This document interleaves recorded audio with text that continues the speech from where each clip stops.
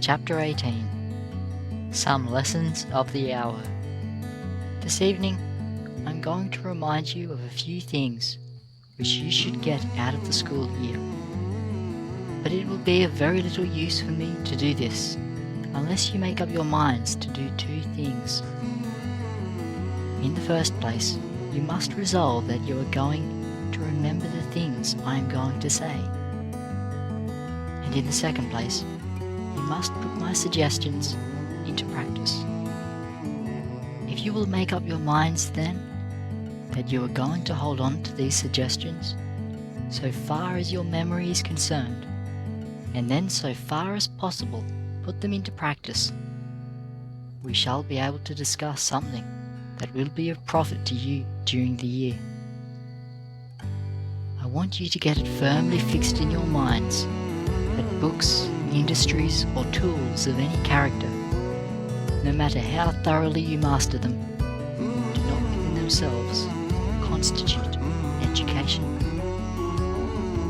Committing to memory pages of written matter, or becoming deft in the handling of tools, is not the supreme thing at which education aims.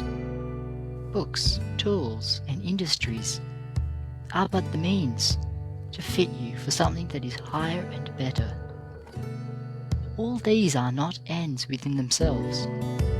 They are simply means. The end of all education, whether of head or hand or heart, is to make an individual good, to make him useful, to make him powerful, is to give him goodness, usefulness, and power, in order that he may exert a helpful influence upon his fellows.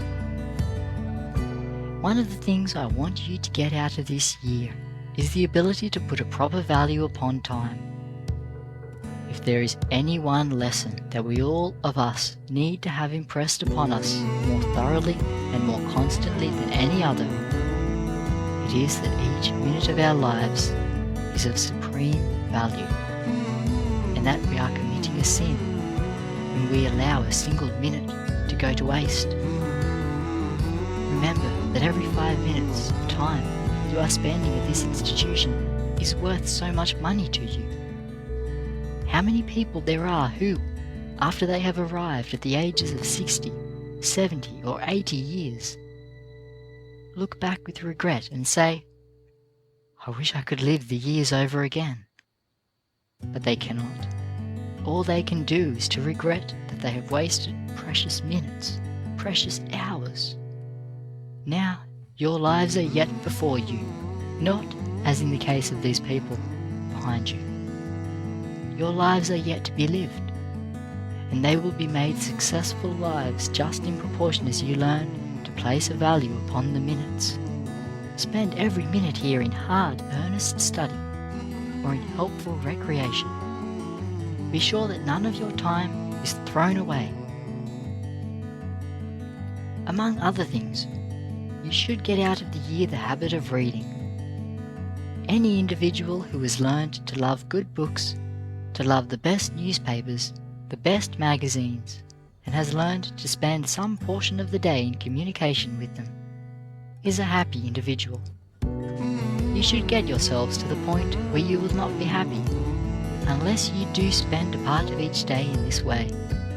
You should get out of the year the habit of being kind and polite to every individual. As a general thing, it is not difficult for a person to be polite in words and courteous in actions to individuals who are classed in the same social scale, or who, perhaps, are above him in wealth and influence. The test of a true lady or gentleman comes when that individual is brought in contact with someone who is considered beneath her or him. Some one of us is ignorant or poor. Show me a man who is himself wealthy and who is gentle and polite to the ignorant about him and to the poor people about him, and I will show you every time a true gentleman.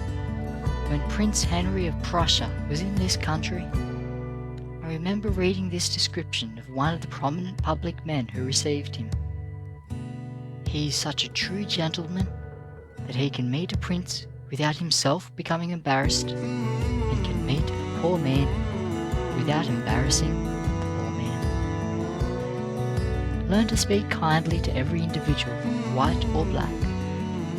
No man loses anything by being gentlemanly, by learning to be polite, by treating the most unfortunate individual with the highest deference. We want you to learn to control your temper.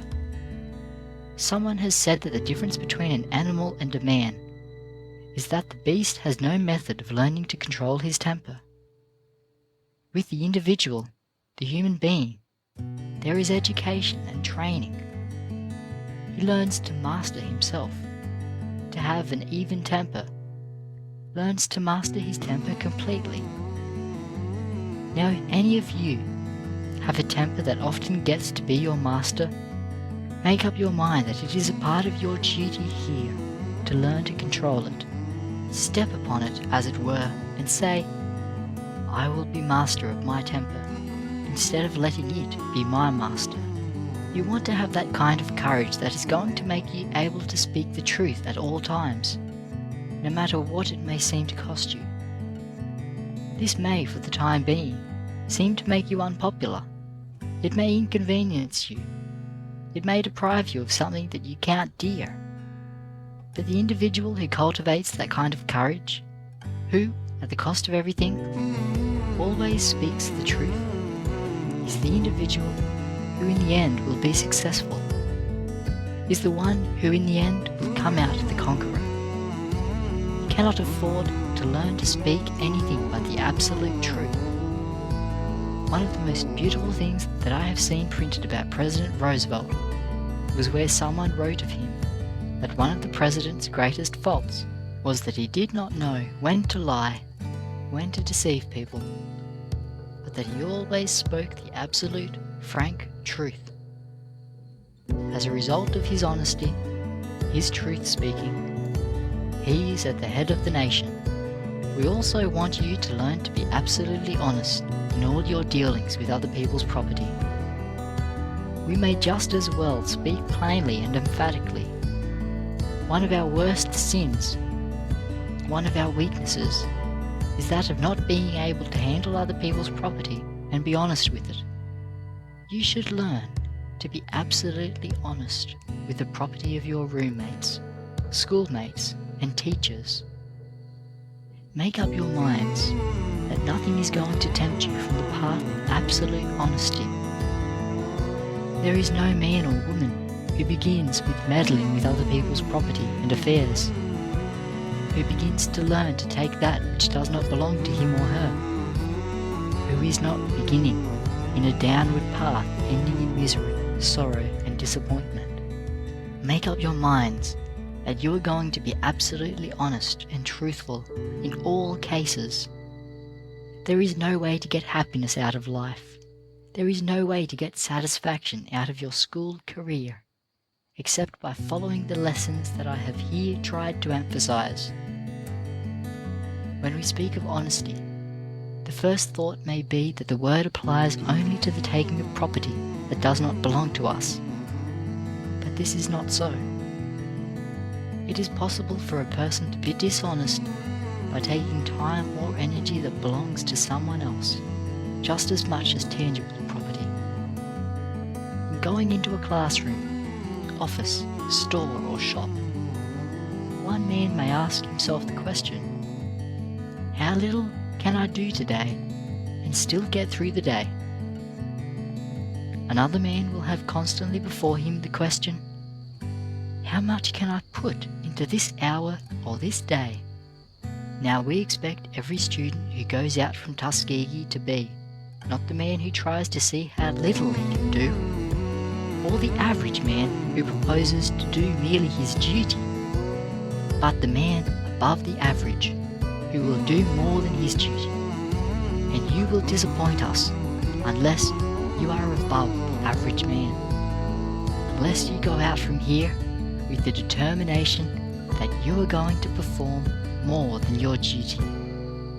I like to see young men or young women who, if employed in any capacity, no matter how small or unimportant that capacity may be, if the hour is 8 o'clock at which they must come to work, I like to see them at work 10 or 15 minutes before that hour.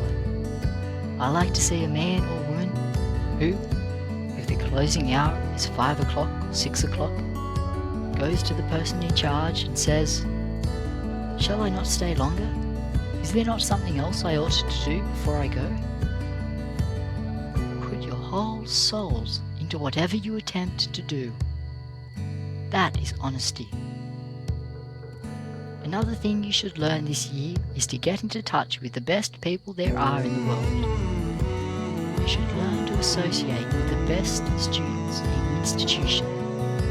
Take them as models and say that you are going to improve from month to month and from year to year until you are as good as they are or better.